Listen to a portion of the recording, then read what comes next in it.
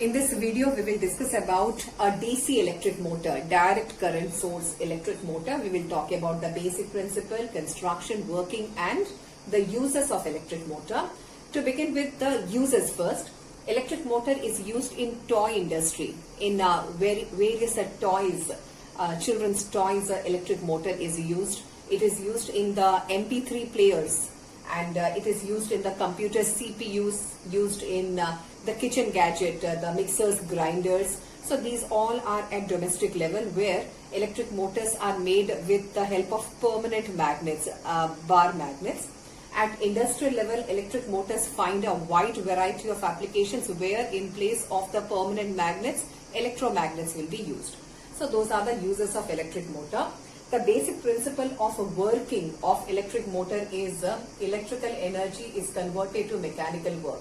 That means whenever, this is that law of conservation of energy. When one form of energy is completely consumed, another form of energy is produced. So electrical energy is converted to mechanical energy. On this basic principle, electric motor works. That means electric motor, to an electric motor, when we provide electrical energy by switching on the device, connecting it to a power socket. So when we provide electrical energy or electric current, that complete electric current goes on in moving some mechanical part due to or through an electric motor. So electrical energy is converted to mechanical energy.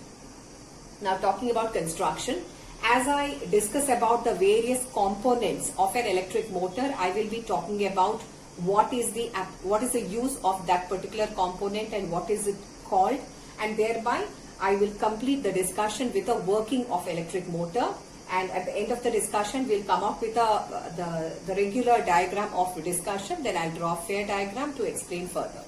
So starting with the construction of electric motor. An electric motor consists of two concave shaped bar magnets with opposite poles facing each other. See friends, the opposite poles have to face each other.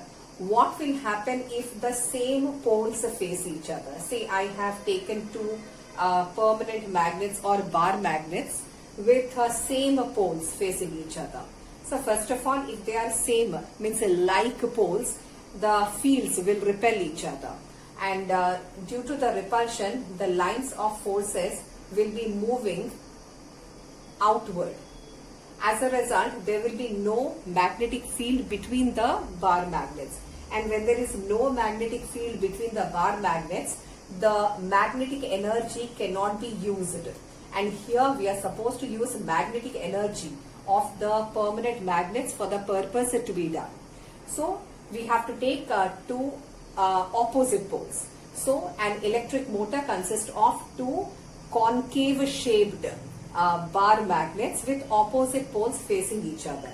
Opposite poles will allow the continuity of the lines of forces. The lines of forces between these two bar magnets will be continuous, and there will be uniform magnetic field between the magnets. The concave shape of the bar magnets will help to intensify or increase the field intensity between the magnets. That means the magnetic field will be stronger or more focused if the shape of the magnets is concave. So concave shape of bar magnets is to have a more magnetic field between the magnets. In the field of the bar magnets, an armature is placed. So what is the meaning of the word armature? Armature, as the word says, it will have arms of insulated copper wire. An armature consists of an axle which is made up of laminated soft iron rod, or which is laminated soft iron rod. So laminated soft iron, why the word laminated? If the soft iron is laminated, then the eddies current, I mean this eddies current, can be reduced. Eddies current means that current that will produce excess heat energy That means once the electric motor is started or has started working, lot of heat energy is produced due to the friction between one field and another field. So that heat energy will be reduced if the soft iron is laminated. So eddies current can be reduced. And why soft iron axle? Axle means you connect yourself to the cycle axle. The wheel will have a central axle around which or about which the wheel rotates. So that is the axle. Soft iron because, see, just quickly recollect, the electromagnet means the temporary magnet and permanent magnet making. If a soft iron rod is wound over by insulated copper wire and electric current is made to pass through it. That means we have a soft iron. And over soft iron we just wind a certain number of turns of copper wire and we pass electric current to pass through. We allow electric current to pass through. Then how long there is electric current in the copper wire, that long soft iron rod will behave like a magnet. This is how electromagnets are made. So as long as there is current, soft iron will behave like a temporary magnet, or else we will get an electromagnet. And when there is no current in this coil or in this copper wire, the soft iron rod gets demagnetized, means it is no more a magnet. So this is how we define an electromagnet. Electromagnets are prepared by winding insulated copper wire having number of turns over a soft iron rod. And when electric current is made to pass, the soft iron rod behaves like a magnet. And when there is no current in the coil, the soft iron rod gets demagnetized. So that is what an electromagnet is all about. Then how permanent magnets are made. Permanent magnets are, in place of soft iron, if we take any alloy of a steel, carbon steel, cobalt steel, nickel steel or tungsten steel, those, any alloy of iron, that is a steel, we take, and over steel we wind insulated copper wire with a number of turns, and then we pass electric current. Once electric current is made to pass through steel, the steel gets magnetized, and then we disconnect and we stop passing electric current. Then also steel stays magnetized, means we can prepare permanent magnets by passing electric current through the copper wire, and in the core of which we can put steel or alloy of iron. So alloys of iron are used in the making of a permanent magnets, but soft iron is used for making temporary magnets. So right now, for the working of electric motor, we need a temporary magnet or electromagnet in the field of a permanent magnets. So that is it. So in the field of the horseshoe magnets, in the field of the bar magnets, concave shaped bar magnets, we will place an armature. Armature consists of a laminated soft iron core which will behave as axle, A-X-L-E. Axle of armature is made up of soft iron over which insulated copper wire having a number of turns is wound. So the insulated copper wire. So this is armature which is made up of insulated copper wire with a number of turns. So there will be number of turns of this insulated copper wire that will be wound over the axle. So many turns of insulated copper wire. Copper wire has to be insulated. Otherwise, if it is not insulated, the wires will connect to each other and that will lead to short circuit. So insulated copper wire having a number of turns is wound over the laminated soft iron rod which behaves as axle of the armature. So what we have placed, the complete system that we have placed in the field of bar magnets, this is called armature, where I just do the labeling, where A, B, C, D, these are called arms, A-R-M-S, arms of the armature. Now the free ends, E-N-D-S, the free ends of the insulated copper wire is welded is welded to split rings. See, these are called split rings. Why it is called split rings? You can see and understand that these two appear like a ring which is split into two parts, two semicircles. So these are split rings, otherwise commutator. So the free ends of the insulated copper wire is welded, means permanently fixed to commutator. Commutator is otherwise called as, not split rings. Commutator is otherwise called as a split rings.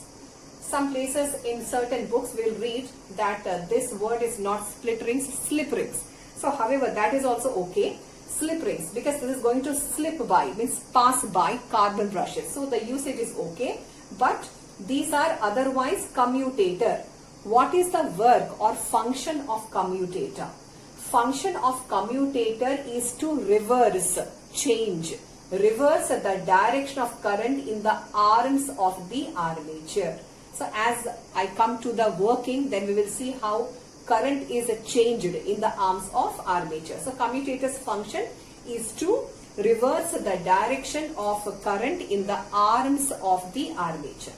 Next, the commutator is in turn kept in contact, not welded. Earlier the free ends were welded. This free end was welded to the split rings or commutator. But now the commutator is just kept in contact. Kept in contact with carbon brushes. So carbon brushes is something like a carbon block.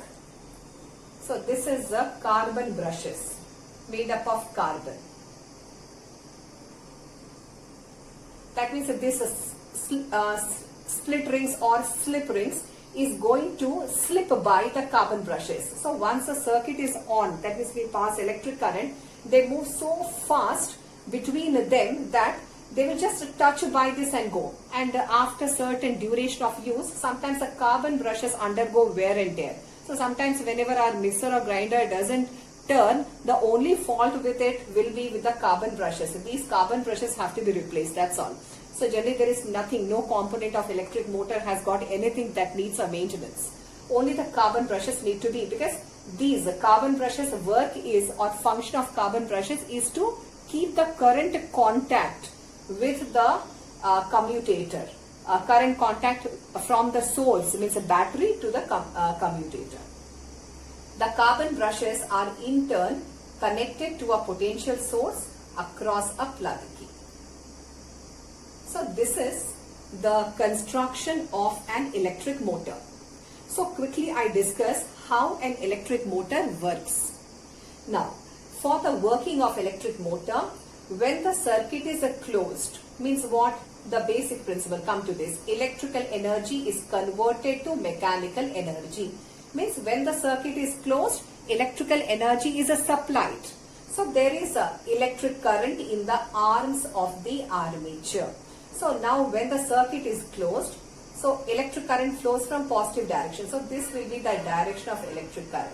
So electric current via the carbon brushes, which is in contact, just in contact with the commutator or split rings, passes through the arms. So electric current direction, just so that the camera sees properly the direction.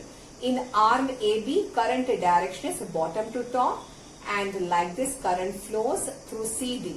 So direction of current in arm CD will be top to bottom. So like this current flows in the arms of the armature. So when the circuit is closed, so we are discussing the working of an electric motor. So when the circuit is closed, electric current flows through the arms of the armature. When electric current flows through the arm, and what is arm made up of? Arm is made up of insulated copper wire. So current is flowing through the copper wire. And friends, if you remember the previous video where we have discussed that a current carrying conductor itself behaves like a magnet. And the moment this becomes magnetized, or it sets up a magnetic field around it, this magnetic field and the permanent magnetic field are going to exert force on each other. And since the permanent magnets are fixed, so this is going to this arms, that means the copper wire, is going to experience a force, and this arm will be rotating with respect to the axle, that means the arms will be turning. But what will be the direction of their turn? Direction of force experienced by the arms of the armature can be understood by applying the Fleming's left hand rule. So quickly, your left hand's first 3 fingers you stretch and put them at right angles to each other, and have a practice of the usage force, field, current. So force, field, current. So I want, or we want to know the direction of force experienced, means a direction of thumb. Direction of force experienced by arm AB when it is placed in the field of a magnet. So I will be applying Fleming's left hand rule. So force, field, current. So let me first set the field direction, the 4-finger direction. Field is north to south. Current direction is a middle finger. Current is in arm AB, bottom to top. So field set. Current is bottom to top. So this is also set. Now as I stretch the thumb will give us a direction of a movement of arm AB. So according to Fleming's left hand rule, force, field, current. So field is from my left hand to right hand. Current is bottom to top. I'm talking about arm AB. So my thumb hints that arm AB moves into the plane of this board. So according to Fleming's left hand rule, arm AB moves into the plane of the board. And since the arm, these two are connected things, if AB moves inward, CD will move outward. Or else we can apply Fleming's left hand rule there also. Force, field, current. So field is done, current, see. So I have kept field direction, current in arm CD is top to bottom. My thumb is outward. So arm CD, which is also a current carrying conductor which is placed in the field of magnet, experiences a force or a jerk outward to the plane of the board. So when a current carrying armature is placed in the field of a magnet, the arms experience a couple, C-O-U-P-L-E. Couple means what? A pair of forces in opposite direction. So this couple of forces will make the armature to move. So the armature takes a rotation by 90 degrees, means a 1/4 rotation. Friends, this is very important to understand. So this is the armature position. Now due to current supply in the armature, now 1/4 rotation will be done. So this is called 1/4, this is called half, this is called 3/4, and this is called full rotation. So now 1/4 rotation will be done. Now when 1/4 rotation is done, arm AB will go inward to the plane of the board and CD will come outward. So the armature will stand something like this. And then the magnetic field direction for AB and CD arms will be parallel to the field direction of the permanent magnets. If a magnetic field due to these arms, which right now is perpendicular, so it is experiencing a jerk. So when it takes a 1/4 rotation, the magnetic field of arms AB and CD will come parallel to the field of the permanent magnets. When all the fields are parallel, they nicely set a uniform field without exerting force on each other. They won't exert any force on each other. So by 1/4 rotation, the armature should stop rotating. But then what happens? That's very nice actually. When it takes a 1/4 rotation, this happens with a jerk, with a force. As a result, the armature gets the inertia of a motion. Inertia of motion means what?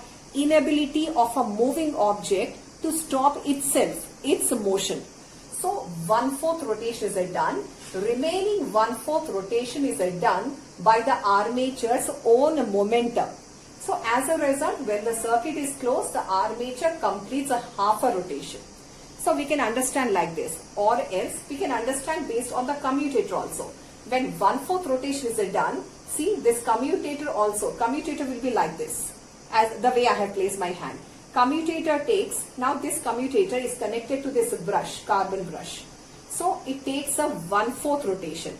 and then this brush comes between the gaps. See, here there is a gap and here also there is a gap. So these two come between the gaps. That means as this rotates, this gap will come here, this gap will come there.